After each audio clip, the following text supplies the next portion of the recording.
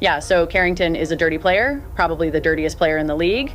And then she has the audacity to go online right after her ejection and claim that she got ejected because of racism.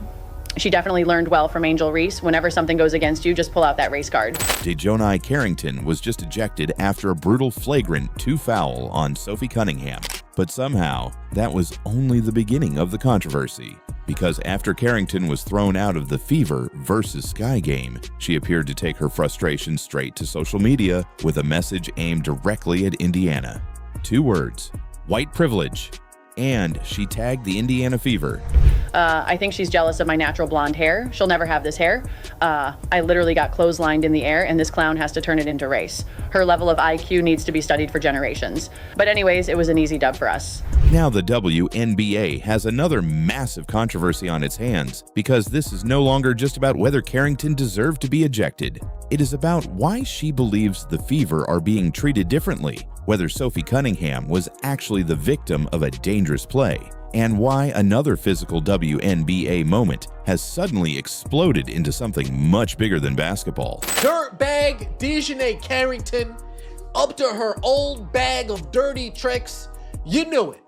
You knew it. With all of the chatter, all of the talk going around the Indiana Fever, especially following Sophie Cunningham's comments, you knew DiJonai Carrington was going to find a way to go viral during today's game. You knew DiJonai Carrington was drooling, foaming out the mouth at the opportunity to get some clout from the Fever girls. You know she was going to look at Sophie Cunningham. The first time she saw Sophie Cunningham, you knew she was going to right upside her head. And the first time she saw Sophie Cunningham, she right upside her head.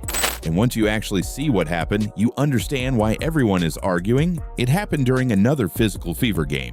Sophie Cunningham attacked the basket and went up toward the rim. Carrington was defending the play. But instead of a normal contest at the basketball, Carrington's arm came across Cunningham's upper body and face area as Sophie was airborne. Cunningham immediately went crashing down, and that is where things became serious. DiJonai Carrington. Here's Cunningham up ahead of the field, lays it in, and then Cunningham gets into the face of DiJonai Carrington. Gets her right across the face, coming down, trying to prevent the layup, but that is just a hard hit. That's definitely going to be upgraded, I think, to a flagrant 2, Ryan. I think that is going to be a flagrant 2. Because contact with a player while she is in the air can be extremely dangerous. There is no opportunity to brace yourself normally. There is no control over how you land. One moment you're attacking the basket, the next you're falling toward the hardwood. The officials reviewed the play, and they eventually ruled it a flagrant 2. That meant Carrington was ejected. Game over. And naturally, the decision immediately divided fans. Some believed it was absolutely the correct call. They looked at the contact, Cunningham's vulnerable position in the air, and the potential for injury, and said there was simply no place for it. It's about this. Here we go. DiJonai Carrington clotheslining Sophie Cunningham. Face coming down, trying to prevent the layup, but that is just right there. A hard hit. That's Sophie was not having it. You know Sophie, she ain't backing down. Sophie was ready to go. And you got DiJonai Carrington running to the threads. She didn't put this on Twitter, by the way. But she did make a post on Twitter. So she tweeted out white privilege in caps at Indiana Fever. Unbelievable. Others believed the officials went too far. They argued Carrington was making a basketball play and that the collision looked worse because of Cunningham's fall. But Carrington apparently had an even bigger problem with what happened, because after the ejection, an Instagram story attributed to Carrington began circulating online. It read, "White privilege at Indiana Fever." That's it. No long explanation, no breakdown of the foul, just 2 incredibly loaded words and a direct tag of the Fever. And immediately the conversation exploded because Carrington appeared to be suggesting that Indiana was benefiting from different treatment. And if that's what she meant, that raises an enormous question. What exactly does she believe was unfair? Was she talking about her ejection? Was she talking about how Cunningham was treated by the officials? Was she talking about the fever generally? Without further context from Carrington, people are filling in those blanks themselves. DiJonai Carrington goes to the locker room and tweets out white privilege. Then DiJonai Carrington tweets 823. Seems like a threat to me. Seems like a threat to me. Yo, think I'm messing. Sophie Cunningham said what she said. Quote, I said what I said. And these ladies in the WNBA, if I can call them that, I don't know what they all identify as, but these ladies in the WNBA, it's open season on her head. And I am 99.9% sure the only person that walked into that building with an inkling that something was gonna happen, that DiJonai was gonna try to clout chase, that Natasha Harron was gonna try to clout chase, the only person with enough brains and enough maybe street sense, street smart, was Sophie Cunningham. And that is making everything even more heated, because the Fever have already spent years at the center of arguments about officiating and physicality.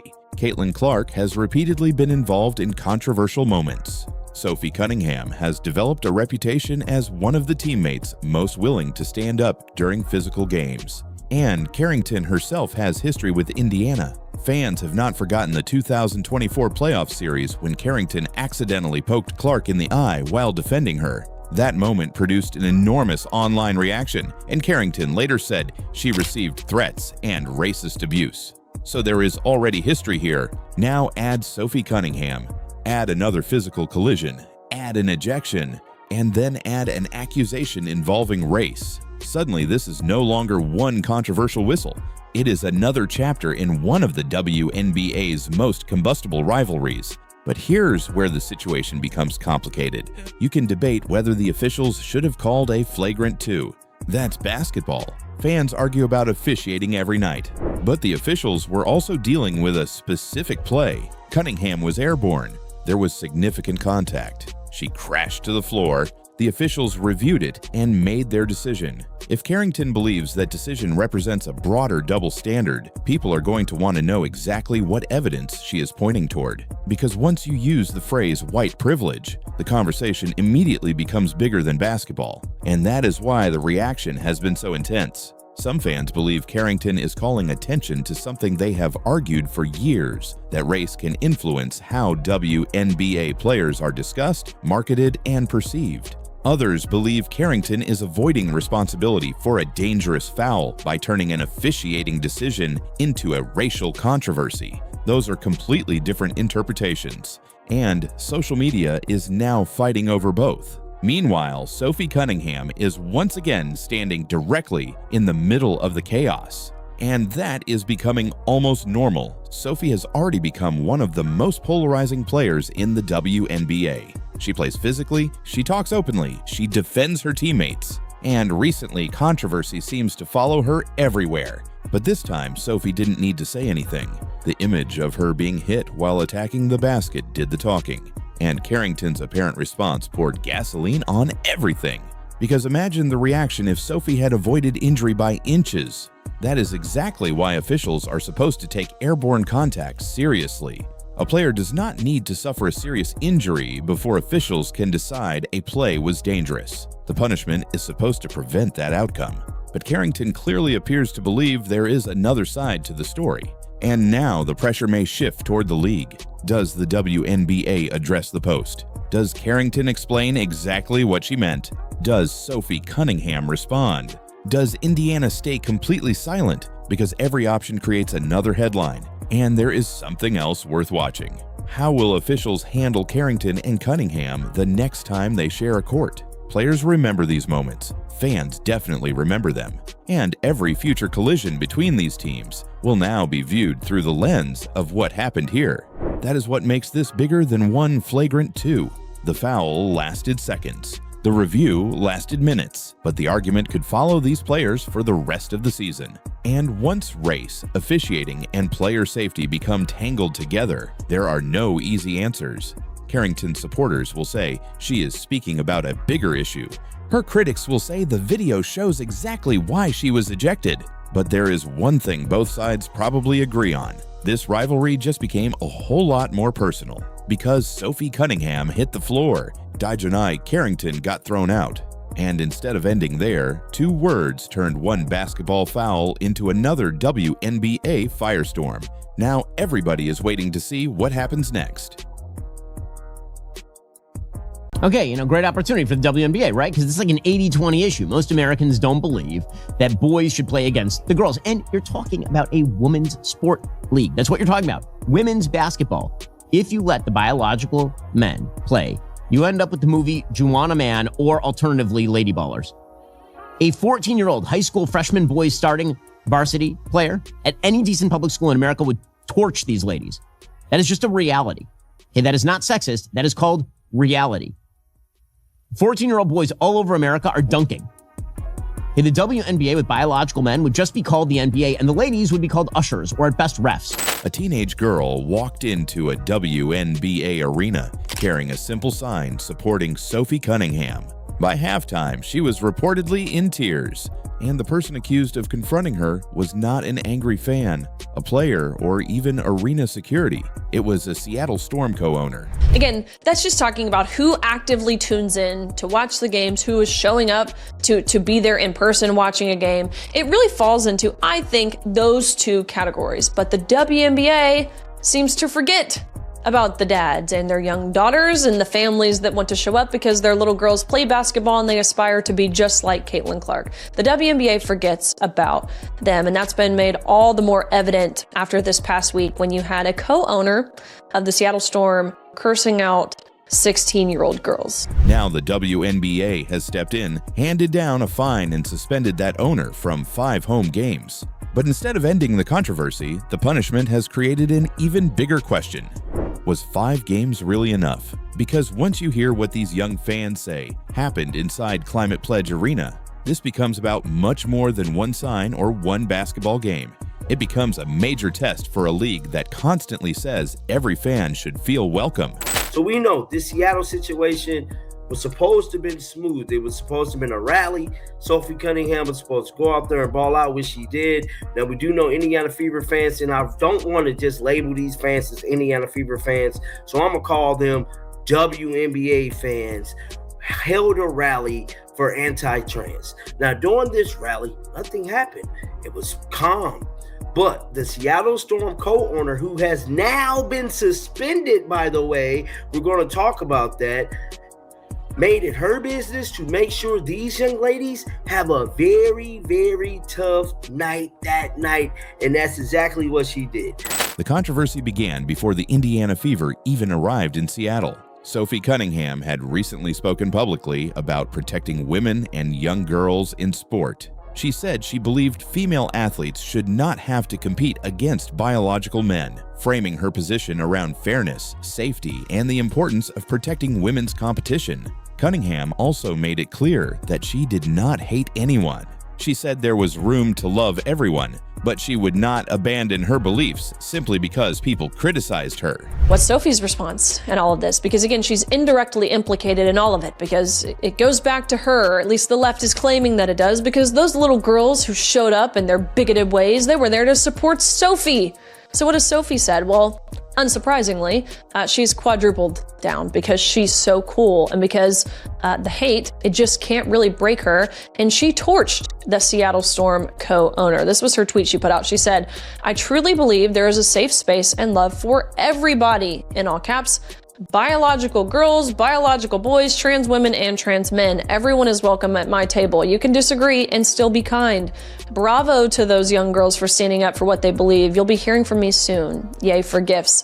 Truly embarrassing of the co-owner. Unfortunately shows the type of leader that she is. That answer immediately became one of the biggest debates surrounding the WNBA. Some fans praised Cunningham for saying what she believed. Others strongly disagreed with her. But Sophie refused to retreat. When reporters gave her another opportunity to soften her position, she stood by it. She said she knew anything she said would attract both support and anger, but she was confident in who she was and would continue to be herself. always believe in that. I think it's really important to protect children, and that's little girls who are also involved in that category. And so I stand on what I said, and I always believe that. Yeah. Do you see your advocacy on that, like, taking any form going forward? You know, I don't know. I'm not a very political person, but I do have beliefs. I have morals, and I'll always stand on those and be true to who I am. And I think people are going to take it how they want to take it, but I've never even really said anything about that. And so when it comes just to protecting young girls in sport and women in sport, I feel very strongly about that. I think that's why you have Title IX. That's why you have some of the greats in women's sports. If Title IX and women's sports weren't protected, then you wouldn't hear about any type of women in sport. And so I think in the future, it's just really important to protect. And that is what set the stage for what happened in Seattle. When the Fever traveled to face the storm on July 28th, supporters gathered outside Climate Pledge Arena. Some carried signs supporting Cunningham and her comments about women's sport. 2 teenage girls later entered the arena with a sign that reportedly read, "Thank you, Sophie, for speaking up for girls." According to the girls, they were not screaming at players. They were not insulting anyone. They were not blocking anyone's view or trying to stop the game. They said they were sitting courtside, holding their sign and cheering for both teams. Tell me what happened when this woman approached you. Well, we were just sitting there with our signs that said, like, we love Sophie, like, thank you, Sophie, for speaking up. And so we were holding them, just watching the game. Again, like, we were being super great. We hadn't said anything to anyone else. We were being super respectful. We were just holding our signs and cheering for both teams. And this lady, older lady, comes up to us. And she comes up to us, and at first I think she's going to be nice. And then she asks, like, what are you guys doing? Something like that. And then it was like, Jesus loves everyone. That's what she told us. And I was like, oh, I know. Like, I'm religious. Like, I know. Like, I know. Nice. Yeah. And she's like, oh, I hope Jesus can forgive you for what sin you've done. And like something like that. And then she told us that we were effing insane. And that we and she's like, and she went like insane. Yeah. She's like, you better stop this. And stop this. Yeah. And for you guys I to hope come God here can and save pull you. This. Yeah. She said, for you to come here and pull this Yeah. She said the word? Yeah. Did she say effing insane or No, she said the word, yeah. Oh, she said the word. But during the game, an older woman approached them. At first, the girls believed she was coming over to speak with them calmly.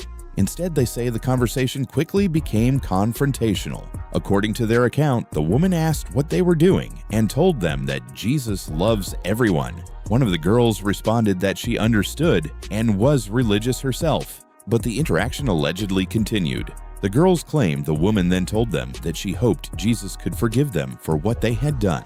They also alleged that she called them effing insane and demanded that they stop displaying the sign. One of the teenagers later said she had never been yelled at like that before. She explained that criticism from strangers online was one thing, but having an adult approach her in person and begin shouting was completely different. She said the confrontation took her by surprise because she initially thought the woman was going to be friendly. By halftime, one of the girls was reportedly crying, and then the story became even more serious. I came over, you were in tears. Yeah, I've never been yelled at like that. I mean, I've had people hate on me on the internet, but like it doesn't really affect me as much because it's just people online, but that just took me by surprise because I thought she was gonna be nice, and then she started like screaming at us and cussing at us. So yeah. And so you said she walked away, and we thought that was kind of it. But she mentioned something to you about like working for the team, or there was another lady that like told us like we were able to have our opinions, but we needed to not be political about it. And I tried to explain to her I wasn't trying to be political. I was just trying to support Sophie and support the other teams. And you were just sitting there watching. Yeah, we hadn't interacted with anyone sides. except for like saying excuse me. The woman was identified in the supplied reports as Celeste Keaton, a minority co-owner of the Seattle Storm. That detail changed everything. This was no longer being described as a disagreement between two groups of fans. A member of team ownership was now being accused of confronting teenage customers over a sign supporting a player from the visiting team. The fans also claimed they experienced further hostility during the evening.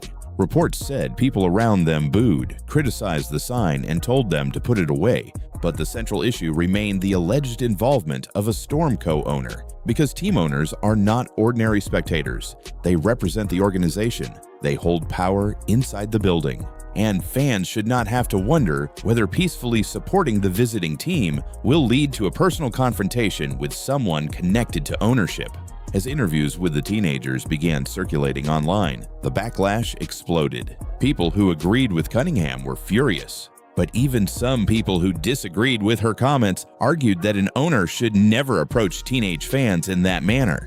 The debate shifted. It was no longer only about transgender participation in women's sport. It was now about fan treatment, professional boundaries, and whether Seattle truly welcomed people with different opinions. The Storm eventually responded. Majority owner Ginny Gilder released a statement acknowledging that a co-owner had made comments to two fans. The organization apologized and said everyone who attends a Storm game deserves to feel welcome. But that statement did not stop the criticism. It did not fully explain what had been said. It did not initially identify the co-owner involved. And it did not answer why someone connected to team ownership had personally approached the girls in the first place. Then the WNBA stepped in. The league reportedly fined Celeste Keaton and suspended her from attending the next 5 Seattle Storm home games.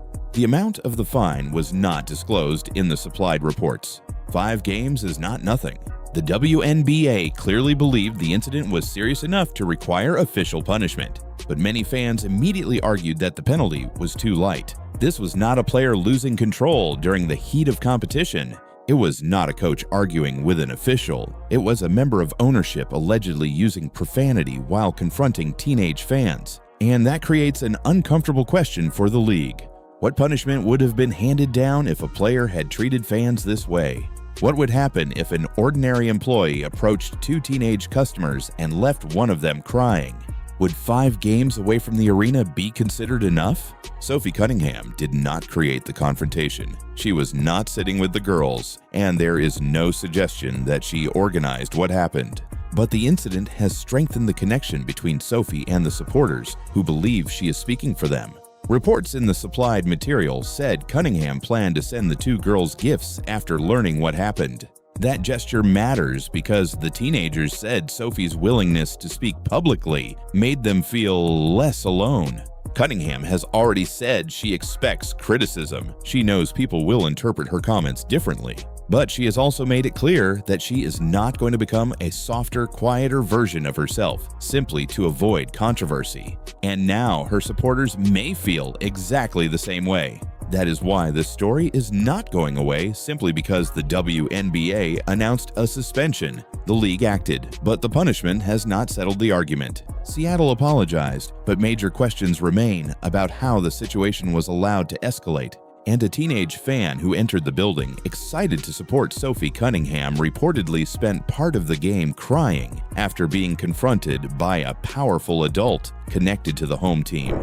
The WNBA says everyone deserves to feel welcome.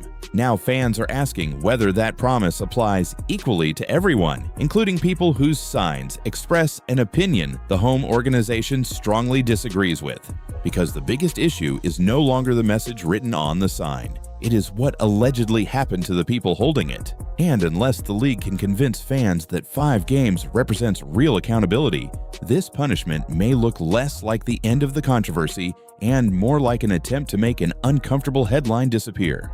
So was the WNBA's punishment strong enough?